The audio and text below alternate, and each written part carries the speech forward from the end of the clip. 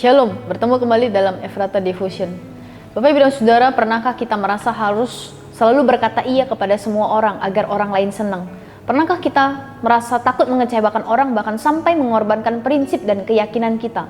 Tanpa kita sadari kita bisa jatuh dalam perangkap menjadi people pleaser. Orang yang hidup hanya untuk menyenangkan manusia.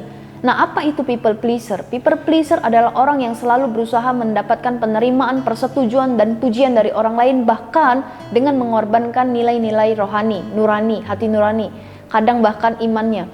Ciri-cirinya, dia sulit berkata tidak meski hatinya tidak setuju, takut ditolak atau dikritik, mengukur nilai diri dari apa perkataan orang lain, mengalami stres karena mereka harus memenuhi semua ekspektasi. Namun Paulus berkata dalam Galatia 1 ayat 10, sekiranya aku masih mau mencoba berkenan kepada manusia, maka aku bukanlah hamba Kristus.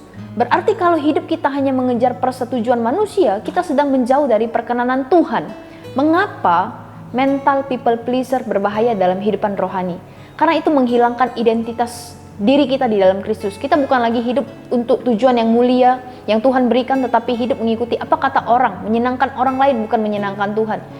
Selain itu membuat kita mudah berkompromi dalam usaha menyenangkan semua orang. Kita bisa tergoda untuk menyesuaikan kebenaran, membenarkan dosa, atau mengabaikan kehendak Tuhan demi kepentingan pribadi.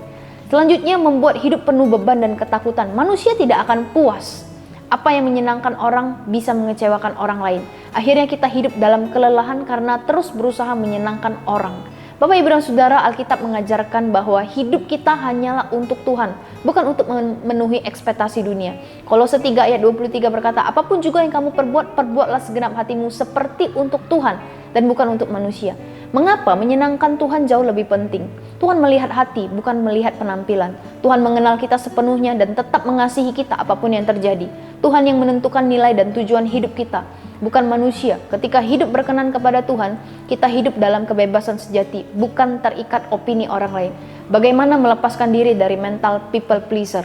Kenali identitas kita di dalam Kristus. Kita sudah diterima dan dikasihi Allah, bukan karena performa kita, bukan karena kehebatan kita, tapi karena anugerahnya.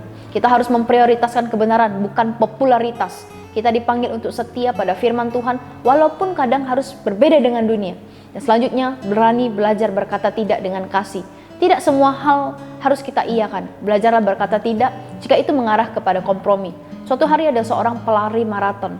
Jika dia berlari sambil terus menoleh ke kerumunan penonton, mencoba mendengar tepuk tangan semua orang, dia akan kehilangan fokus dan bahkan dia tersandung. Tapi jika matanya fokus pada garis akhir, ia akan berlari lebih cepat dan lebih kuat. Demikian juga kita.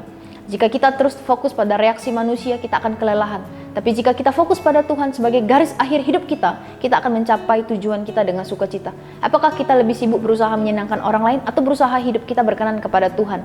Galatia berkata, sekiranya aku masih mau mencoba berkenan kepada manusia, maka aku bukanlah hamba Kristus. Hari ini dunia menawarkan banyak sekali tepuk tangan, banyak pujian, banyak pengakuan, tapi semua itu cepat berlalu. Hanya satu tepuk tangan yang layak kita kejar, yaitu tepuk tangan dari Tuhan.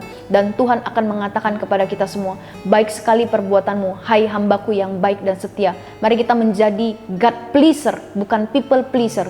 Karena hanya satu pribadi yang layak kita kejar, yaitu Yesus Kristus Tuhan kita. Mari kita berdoa. Tuhan, kami sungguh bersyukur untuk kebaikan Tuhan dan kemurahan Tuhan.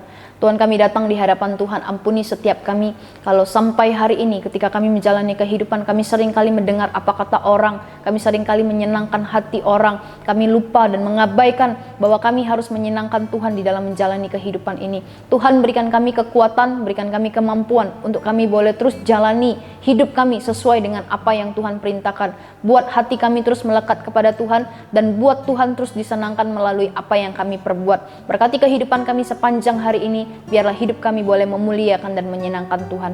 Hanya di dalam nama Tuhan Yesus kami sudah berdoa dan mengucap syukur. Amin.